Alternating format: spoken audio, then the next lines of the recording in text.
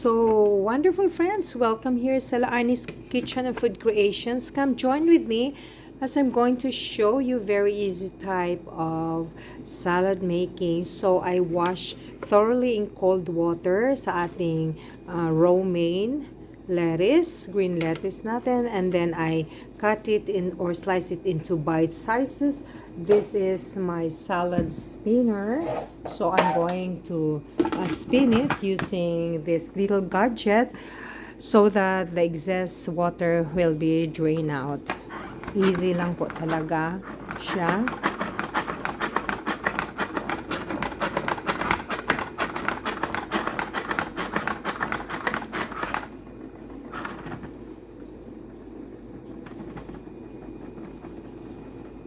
So after which, I'm going to take out the lid.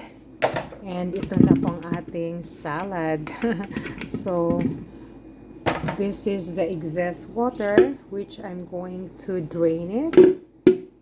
And I'll make sure that my container is totally dry.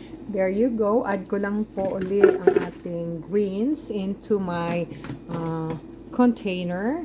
And what are the very basic ingredients that we're going to add? So we are going to have our protein, which is chicken roasted, and then ready to eat na po ito. I cut it into strips. Add lang po natin. And then half a size of this English seedless cucumbers. And I'm going to add croutons. Ceasar croutons. Lloyd really likes this one. This is Lloyd's favorite. I'm making this for my son Lloyd. And then I have here my fresh garlic Ceasar dressing. Add lang po natin. So adding dressing, it depends upon your taste buds po. So mix lang natin. Napakadali po talaga nito. Some of the ingredients, if you don't have, you don't really need to worry, friends. Whatever available ingredients within your reach. I have here this shredded mozzarella cheese. I have lots. This is more than a kilo.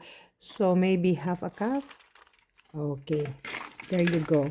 So thank you very much for watching Laarni's Kitchen and Food Creation. Stay tuned for more cookings and bakings here sa ating munting kusina. So this is our chicken Ceasar salad.